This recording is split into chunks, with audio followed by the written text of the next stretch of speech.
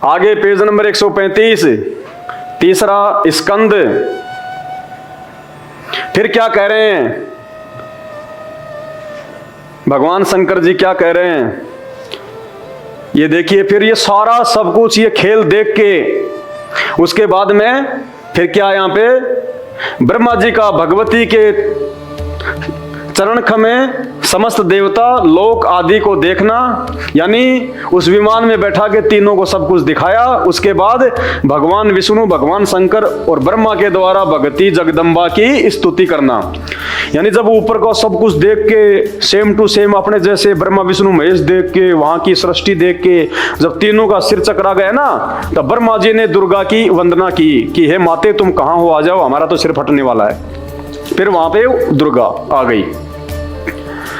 ब्रह्मा जी कहते हैं इस प्रकार, नारद जी को बता रहे हैं ब्रह्मा जी उसके सवाल पे, जिसने सवाल कर लिया अपने बाप से, ब्रह्मा जी से, और ये सच्चाई हमारे को सुनने को मिल गई, नहीं तो मालूम ही नहीं पड़ता हमारे को।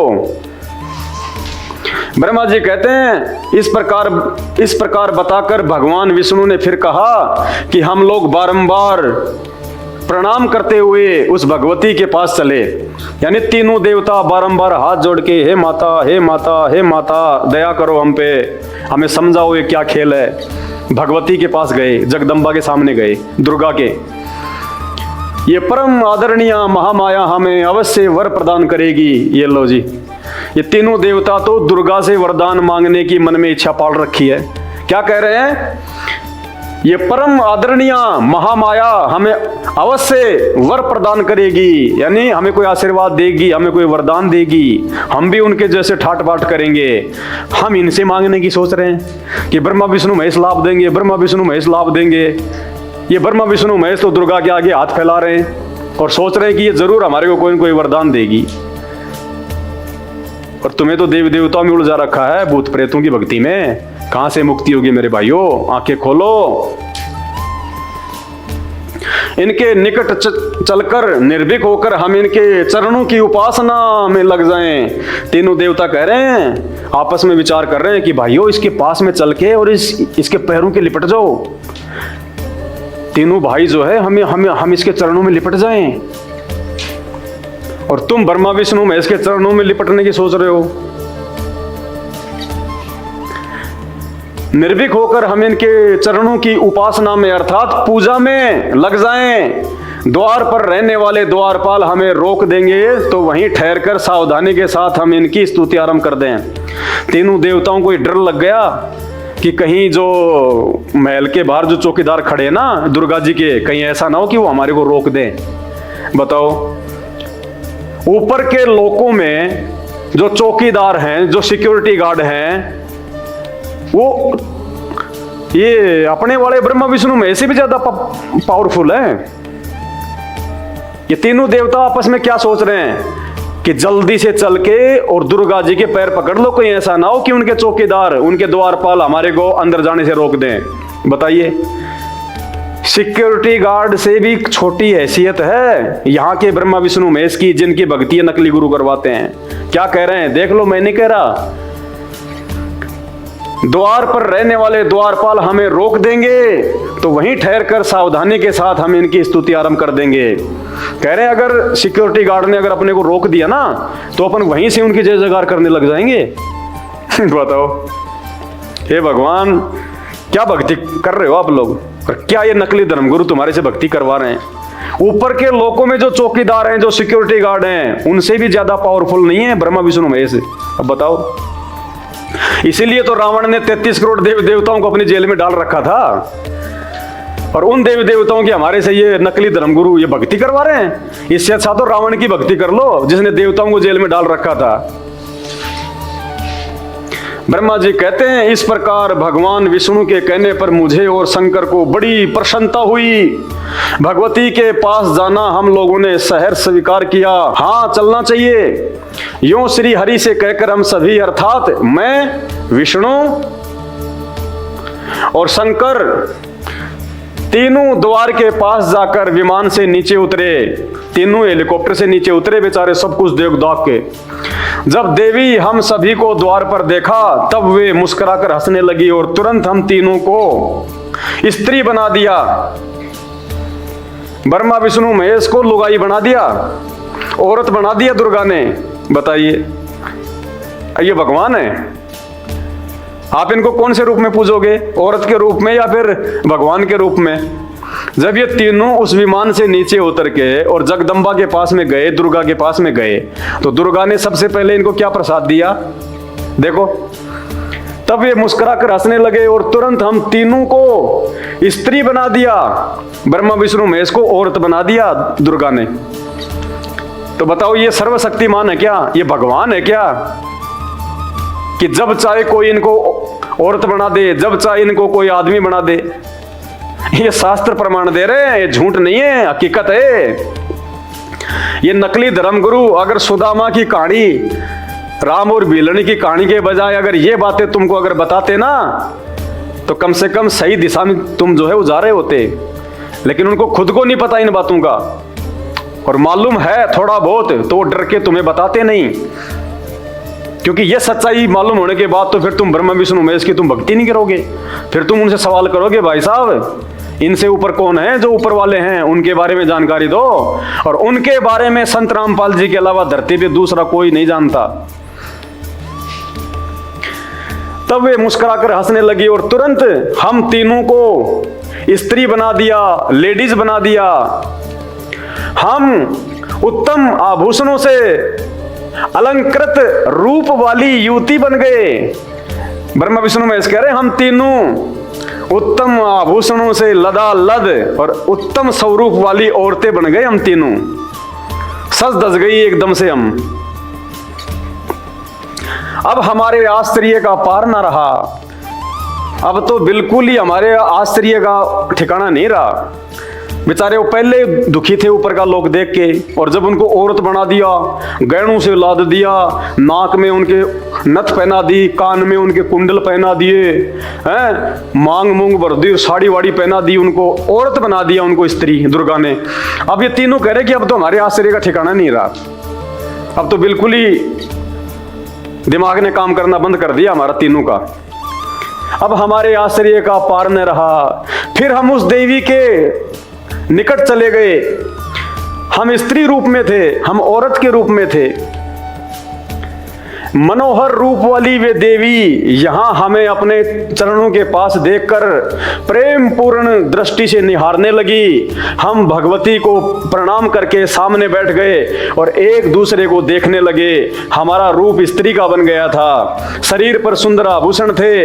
हमें वहीं एक पाद पीठ दिखाई पड़ा, वह अनेकों सूर्य जगत को प्रकाशित कर रहा है। अब ये क्या कह रहे हैं ये तीनों देवता? दुर्गा जी के पास में जाके स्त्री रूप में तीनों देवता ब्रह्मा विष्णु महेश और दुर्गा जी की स्तुति कर रहे हैं हाथ जोड़ के। और क्या बोल रहे हैं? तुम शुद्ध स्वरूपा हो, ये सारा संसार तुम्ही से उद्भासित हो रहा है कि हे माता दुर्गा, ये सारा संसार ये तुमने रचा है। जबकि आगे पता चलेगा आपको जब आप संत रामपाल जी के सत्संग सुनोगे, सृष्टि रचना, कि दुर्गा जी की उत्पत्ति किसने करी है। ये ब्रह्मा विष्णु महेश तो बस खाली इन्होंने जितना देखा उसी हिसाब से बोल रहे हैं कि माता ये सारा संसार तुम्ही ने रचा है। जबकि आगे आप जाओगे ना, सत्संग सुनोगे संत रामपाल जी के, और ये वीडियो आप देखते रहोगे, तब आपको पता चलेगा कि उस दुर्गा को किसने पैदा किया है। तो क्या कह रहे हो तीनों देवता? ये माता, ये सारा संसार तुम्ही से उद्भासित हो रहा है। विष्णु जी कह रहे हैं कि मैं, ब्रह्मा और शंकर, हम सभी तुम्हारी कृपा से विद्यमान हैं। कि माता, हम तीनों तो आपकी मेहरबानी से जिंदा हैं, आपकी मेहर से, आपकी रजा से हैं हम। हमारा आविर्भाव यानी जन्म और तिरोभाव यानी मृत्यु हुआ करता है। हमारा तो जन्म और मृत्यु हुआ करता है माता। हम इनको अविनाशी कह रहे हैं, अजन्मा कह रहे हैं, अजरोमर कह रहे हैं। ये तीनों देवता, ये डिक्शनरी में जाके देख लेना। ये आविर्भाव यानी जन्म और तिरोभाव यानी मृत्यु। हम सभी तुम्हारी कृपा से विद्यमान हैं। हमारा आविर्भाव और तिरोभाव हुआ करता है। केवल तुम ही नित्य हो, जगत जननी हो। प्रकृति और सनातनी देवी हो, कि माता तुम ही भगवान हो, तुम ही देवी हो, सब कुछ तुम हो। हम इनको पूजने के लिए दौड़ रहे हैं, ये दुर्गा को पूज रहे हैं। और आगे वीडियो में देखोगे आप आने वाले दिनों में, दुर्गा किसी और को पूज रही है, ऊपर वाला ऊपर वाले को पूज रहा है। वो सबसे ऊपर वाला कौन है उसकी जानकारी संत रामपाल जी ने दी है फाइनल, और उसी की भक्ति से जन्म मरण का पीछा छूटेगा। गधे कुत्ते सुअर बनने से अगर आप बच सकते हो तो सबसे ऊपर वाला जो भगवान है उसकी भक्ति करने से बच सकते हो। और उसकी जानकारी खुद संत रामपाल जी ने आके दी है। उनके सत्संग सुनना शुरू कर दो मेरे भाइयों। ये निश्चय है कि बुद्धिमान मनुष्यों की बुद्धि और शक्तिशाली जनों की शक्ति तुम ही हो। कीर्ति कांति और कमला तुम्हारे नाम है, तुम शुद्ध स्वरूपा हो, कभी तुम्हारा मुख मलिन नहीं होता, मुक्ति देना तुम्हारा स्वभाव ही है। मृत्यु लोक में पधारने पर भी तुम सदा विरक्त रहती हो। वेदों का मुख्य विषय गायत्री तुम ही हो। स्वाहा सवधा भगवती और ओम ये तुम्हारे स्वरूप हैं। तुम्हें देवताओं की रक्षा के लिए वेद शास्त्रों का निर्माण किया। परिपूर्ण समुद्र की तरंग के समान संपूर्ण प्राणी अनित्य हैं। ये मतलब उसकी स्तुति कर रहे हैं कि ये हमारे को कोई वरदान दे दे। अब आगे देखो, आगे फिर क्या कह रहे हैं। ब्रह्मा जी कहते हैं देवादिदेव भगवान विष्णु यूं स्तुति करके चुप हो गए, यानी भगवान ने उनकी बड़ाई करी, फिर भगवान विष्णु ने कि ये कुछ दे दे हमारे को। जैसे हम किसी के घर पे कोई चीज मांगने जाते हैं तो डायरेक्ट थोड़ी मांगते हैं। हम किसी के घर पे जाएं और कहें वो टेलीविजन तन देना है कि नहीं देना है, तो उसके घर पे होगा तो भी मना कर देगा कि हमारा तो खराब हो गया, क्योंकि मांगने का तरीका ही सही नहीं है। और एक यूं कहे भाई राम राम ठीक ठाक हो सब, हाँ बाल बच्चे मौज में, बिल्कुल भाई। एक थोड़ी सी एक प्रार्थना थी, बोलो भाई। वो बच्चे कोई फिल्म लेके आए थे आज महाभारत रामायण की, तो हमारा टेलीविजन खराब है भाई, तुम अगर दे दो तो इतना मीठा बोलोगे सामने वाला तुरंत कहेगा हाँ भाई ले जा। तो वरदान प्राप्त करने के लिए ये इतने इसके गुणगान करे इन्होंने, तीनों भाइयों ने मिलके। तुम शुद्ध स्वरूपा हो, जगत जननी हो, हम भी तुम्हारी जो है वो कृपा से जन्मते हैं मरते हैं। तुमने वेद बनाए, तुमने ये किया, तुम्हें, और वेदों में उसका नाम नहीं है। वेदों में, चारों वेदों में कहीं दुर्गा का नामो निशान नहीं है। और ये झूठी प्रशंसा कर रहे हैं तीनों देवता, वेद भी तुम्ही बनाए। आधा अधूरा ज्ञान, इनको कहां से ज्ञान हो जाएगा बेचारों को। इन्होंने वेद कभी देखे नहीं। वेद तो अब इनको आगे मिलेंगे समुद्र मंथन में, जब दुर्गा इनसे नीचे की सृष्टि करवाएगी। देवादिदेव भगवान विष्णु यूं स्तुति करके चुप हो गए। ब्रह्मा जी कह रहे हैं अपने बेटे नारद से कि बेटा, उसके बाद में विष्णु भगवान ने इतनी सारी बढ़ाई करके फिर चुप हो गया। तब महाभाग शंकर जी नम्रता पूर्वक योग माया के सामने उपस्थित होकर कहने लगे। फिर शंकर जी का नंबर आया। फिर शंकर जी ने नम्रता पूर्वक हाथ जोड़कर उस योग माया के सामने क्या कहा। तब महाभाग शंकर जी नम्रता पूर्वक योग माया के सामने उपस्थित होकर कहने लगे। भगवान शंकर बोले, क्या बोले, देवी यदि महाभाग विष्णु तुम्ही से प्रकट हुए हैं, यानी विष्णु का जन्म अगर तुम्ही से हुआ है, तो उसके बाद उत्पन्न होने वाले ब्रह्मा भी तुम्हारे बालक हुए। ब्रह्मा जी भी तुम्हारा ही बेटा है, तुम्हारा ही बालक है। फिर मैं तमोगुणी लीला करने वाला शंकर क्या तुम्हारी संतान नहीं हुआ? फिर मैं भी तो तेरा ही बेटा हूं। जब ये दोनों ही तुम्हारे पुत्र हैं तो मैं भी तो तुम्हारा ही बेटा हूं माते। अर्थात मुझे भी उत्पन्न करने वाली तुम ही हो। ये लो जी, तुम कहते थे ना ये नकली धर्मगुरु तुम्हारे को मूर्ख बना के बैठे हैं। ब्रह्मा विष्णु महेश का जन्म नहीं होता, इनकी मृत्यु नहीं होती, इनको किसी ने जो है वो पैदा नहीं किया। और ये तीनों हाथ जोड़ के कह रहे हैं, ध्यान से पढ़ो क्या कह रहे हैं। भगवान शंकर क्या बोल रहे हैं। तब महाभाग शंकर जी नम्रता पूर्वक योग माया के सामने उपस्थित होकर कहने लगे। महाभाग शंकर बोले, देवी यदि महाभाग विष्णु तुम्ही से प्रकट हुए हैं, अगर विष्णु भगवान का जन्म भी तेरे से हुआ है, तो उसके बाद विष्णु के बाद उत्पन्न होने वाला, जन्म लेने वाला ब्रह्मा भी तुम्हारे ही बालक हुए। फिर मैं तमोगुणी लीला करने वाला शंकर क्या तुम्हारी संतान नहीं हुआ? क्या मैं तुम्हारा बेटा नहीं हुआ? अर्थात मुझे भी उत्पन्न करने वाली, जन्म देने वाली तुम ही हो। शिवे, संपूर्ण संसार की सृष्टि करने में तुम बड़ी चतुर हो। माता, देखो क्या कह रहे हैं दुर्गा को, माता पृथ्वी जल पवन आकाश अग्नि ज्ञानेन्द्रिय कर्मेंद्रिय बुद्धि मन और अहंकार ये सब तुम ही हो। इस चराचर जगत को तुम ही बनाती हो। इसके बाद वे ब्रह्मा विष्णु एवं शंकर तीनों सदा इसे सजाने में व्यस्त रहते हैं। माता, यदि कहा जाए कि पृथ्वी अनूप तेज वायु और आकाश इन 5 सगुण तत्वों से जगत स्वयं उत्पन्न हो सकता है, तो ये 5 तत्व भी तुम्हारी ही कला हैं। तुमसे पृथक इन तत्वों की अभिव्यक्ति ही कैसे हो सकती है? माता माँ ब्रह्मा विष्णु और महेश का, ये लो जी, आगे आप पढ़ लेना, फिर आगे आप मार्केट से लाके पढ़ लेना। कहते हैं जो व्यापारी होता है ना, व्यापारी, और जिसको हजारों क्विंटल सैकड़ों क्विंटल जिसको अनाज की बोरियों का जिसको सौदा करना होता है ना, वो सारी बोरियां खोल खोल के नहीं देखता, वो परखी मार के देख लेता है 2-4 बोरियों में कि इसमें कौन सी क्वालिटी का जो है वो अनाज है, और वो सौदा कर लेता है सैकड़ों बोरियों का। तो मेरे भाइयों, आपको इन धर्म शास्त्रों से संत रामपाल जी भगवान ने परखी मार मार के आपको दिखा दी है। केवल जरूरत है तो उनके सत्संग सुनने की। अरे इन देवी देवताओं से, ब्रह्मा विष्णु महेश से हमारी कोई रिश्तेदारी थोड़ी थी। ये तो हमारे माँ बाप दादा परदादा इन नकली ज्ञानहीन पाखंडी धर्म गुरुओं के कहने पे, क्योंकि इनको वेद समझ में आए नहीं, इनको शास्त्र समझ में आए नहीं। इन धर्म गुरुओं को कहते गुरु बिन वेद पढ़े जो प्राणी और समझे न सार रहे अज्ञानी। गुरु कौन? गुरु सच्चा गुरु जो पूरी सृष्टि को जानता हो। कहते हैं उस गुरु की शरण में आए बिना जो भी इन शास्त्रों को पढ़ेगा, कहते हैं उसको कुछ समझ में नहीं आएगा। गुरु बिन वेद पढ़े जो प्राणी और समझे ना सार रहे अज्ञानी। वो इन शास्त्रों का सार नहीं समझ पाएगा कि ये क्या कहना चाह रहे हैं। अब आज से पहले जिन जिन लोगों ने संत रामपाल जी के सत्संग नहीं सुने हैं, और आप लोग अब जो ये आपने जो देखा है, ये थोड़ा सा आपको क्या कुछ समझ में आया होगा हैं? कि आज से पहले तो किसी ने बताया नहीं, हमने तो देखा ही नहीं, ना इन पंडितों ने कभी बताया, ना इन ब्राह्मणों ने बताया कभी। इतना गहरा राज छुपा हुआ इनमें है। हमारे को इन जन्मने और मरने वाले भगवानों की भक्ति करवा रहे हैं। जब भगवानों के खुद के जन्म और मृत्यु हो रही है ब्रह्मा विष्णु महेश की, तो हमारा कहां से मोक्ष हो जाएगा? तो भाइयों और बहनों, ये काल का बहुत भयंकर जाल है। इस सृष्टि का बहुत लंबा चौड़ा इसका विस्तार है। जब तक आप संत रामपाल जी के सत्संग नहीं सुनोगे, आपको भक्तिगार भगवान का ABCD भी मालूम नहीं पड़ेगा, और ऐसे ही आप और अपने परिवार का सत्यानाश करवा जाओगे नकली ज्ञानहीन धर्मगुरुओं के चक्कर में।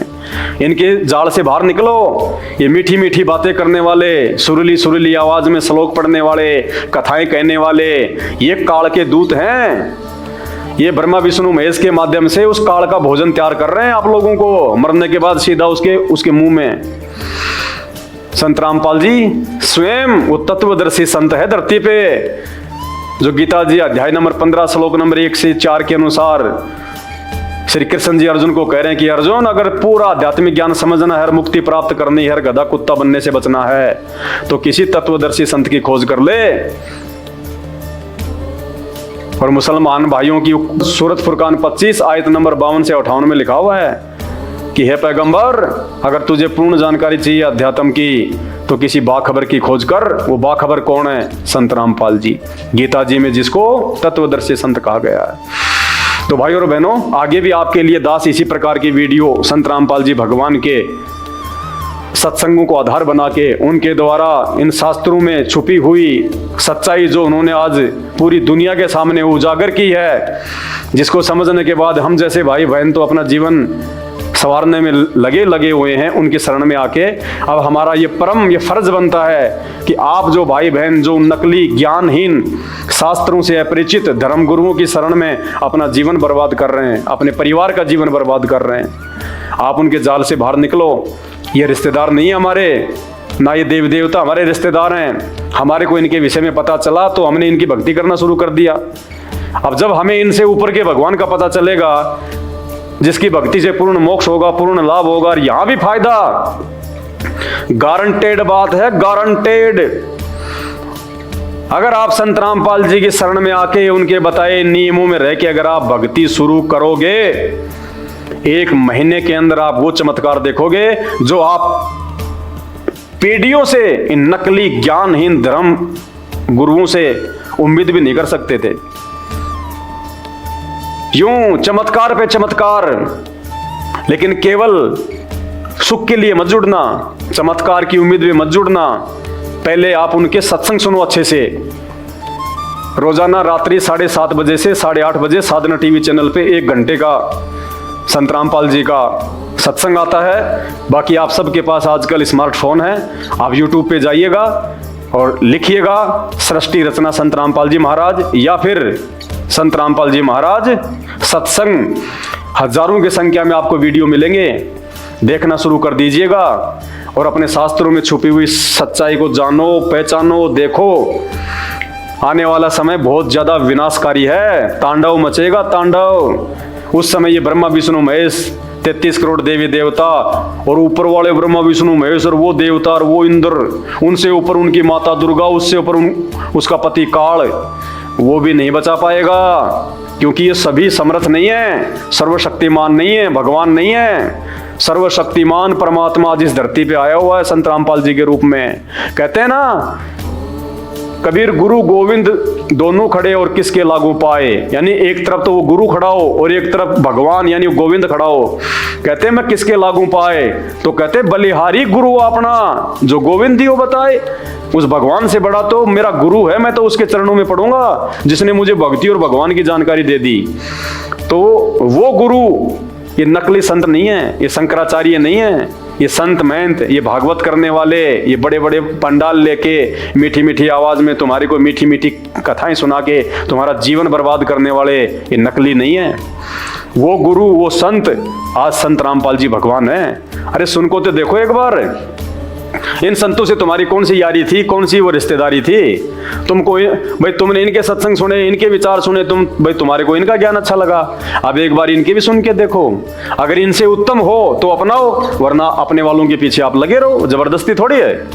तो भाई और बहनों हाथ जोड़ के विनती है, ये भगवान ने जो ये शिक्षा दी है, जो अक्षर ज्ञान दिया ना, जो ये पढ़ाई लिखाई दी है, ये काम धंधे के लिए नहीं दी। आज से पहले पढ़ाई नहीं थी, 150 साल पहले। और हमारे बाप दादा है ना, वो अनपढ़ थे, और वो अनपढ़ होके भी आप और हमारे से अच्छा खान पान था उनका, रहन सहन था उनका, जीवन था। आज हम लोग अपने आप को एजुकेटेड बोल के भी दिन रात टेंशन में रहते हैं, दिन रात टेंशन में। काहे की एजुकेशन है ये शिक्षा केवल शास्त्रों को पढ़ने के लिए दी है भगवान ने, कि इन शास्त्रों को पढ़ के और मेरे बच्चे ये जानेंगे, ये पहचानेंगे कि भक्ति क्या और भगवान क्या है। इन शास्त्रों का हिंदी में अनुवाद, हर भाषा में अनुवाद भगवान ने क्यों करवाया, ताकि हम इन नकली ज्ञानहीन पंडितों, ब्राह्मणों और गुरुओं के जाल से बाहर निकल जाएं। पहले खाली जितने भी जो ये धर्म ग्रंथ थे ना, खाली ये संस्कृत में थे। आम व्यक्ति बेचारा जो है अनपढ़ होता था, ये जो मर्जी आधा घंटा 1 घंटा संस्कृत के श्लोक बोलते रहते थे। कौन सवाल जवाब करे जब किसी को मालूम ही नहीं था। आज गूगल पे जाके कौन सा श्लोक क्या बोल रहा है, कौन सा अध्याय क्या बोल रहा है, सबकी PDF है, सबका हिंदी में अनुवाद है, उर्दू में अनुवाद है, अंग्रेजी में अनुवाद है, कोई भी पढ़ो। ये शिक्षा, ये पढ़ाई भगवान ने इसलिए दी है कि हम अपने धर्म ग्रंथों को पढ़ें और फिर वो सच्चाई हमें पता चले और हम सही भक्ति करें, हम सही गुरु को पकड़ें। ये गांव-गांव में बैठे ना सब नकली हैं। आज पूरे विश्व में 99.99 जितने भी गुरु हैं, एक संत रामपाल जी को छोड़ के सब के सब नकली, सब के सब आपका जीवन बर्बाद करेंगे। अंत में आप समझदार हैं, यदि आप एक बुद्धिमान व्यक्ति हैं, आप यदि अपना और अपने परिवार का भला चाहते हैं, तो संत रामपाल जी के सत्संग सुनना शुरू कर दीजिए और 1 महीना आप उनके प्रवचन सुनिए। पहले जल्दबाजी मत कीजिए, जब भी आपको समय मिले, दिन में आधा घंटा 1 घंटा, रात को सोते समय या दिन में, या जैसे भी मोबाइल में लगा के लीड अपने कान में, या वैसे आप 1 घंटा रोजाना संत रामपाल जी के सत्संग सुनना शुरू करें।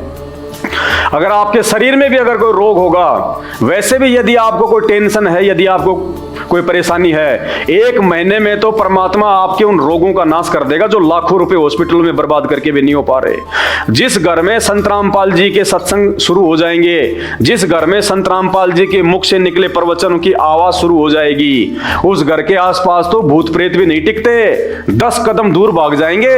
अगर यकीन नहीं है तो अपने घर में सत्संग सुनना शुरू करो एक बार, ज्ञान प्राप्ति के लिए, भक्ति और भगवान की जानकारी के लिए। फिर देखना मालूम पड़ेगा कौन भगवान है और क्या भक्ति है, और तुम्हारी ऐसी आस्था हट जाएगी नकली धर्मगुरुओं से जिनको तुम आज अपना भगवान मान के बैठे हो। भगवान कहाँ बैठा है, तुम कहाँ उन नकलियों के चिपके बैठे हो। तो ये सब कुछ दिखाने का मकसद केवल एक ही है कि तुम सच्चाई से परिचित हो जाओ। ये मानव जन्म की कोई कीमत नहीं है, इतना अनमोल है, ये बर्बाद हो रहा है अपना। वरना मुझे कोई फायदा थोड़ी है जो 2 घंटे मैंने ये थूक बिलोया है। मुझे क्या मिलेगा भाई आप लोगों से, लेकिन आपको बहुत कुछ मिल जाएगा, सब कुछ मिल जाएगा जो चाहिए मानव शरीर प्राप्त करके। भगवान और भक्ति, इससे बढ़कर और कुछ भी नहीं है। तो हाथ जोड़ के विनती है, 1 महीना संत रामपाल जी के सत्संग मोबाइल पे सुनना शुरू कीजिए, अपने बच्चों को सुनाइए, और उस 1 महीने में भी तुम्हें वो लाभ होंगे जो लाभ तुम्हें वर्षों से नकली इन धर्म गुरुओं से भी नहीं हो रहे। तो आज के वीडियो में केवल इतना ही। आगे के वीडियो के लिए आप हमारे Facebook page Pawan Das is live को फॉलो करें और वीडियो को शेयर करें। बंदी छोड़ सतगुरु रामपाल जी भगवान की जय हो।